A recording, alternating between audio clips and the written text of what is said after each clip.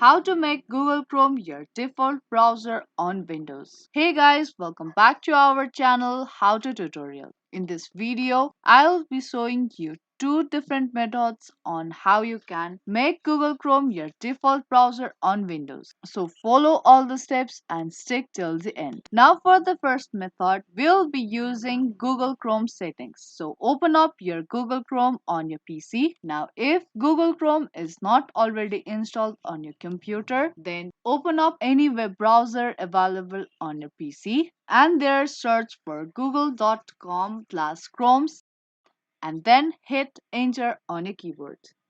Now you have to tap on download Chrome button at the center of your screen. Now once your Chrome get downloaded and installed to your device, open up your Chrome browser. Now from here, click on the three vertical dots in the top right corner of the Chrome window to open up the menu. Now select settings from the drop down menu and this will open up the Chrome settings page.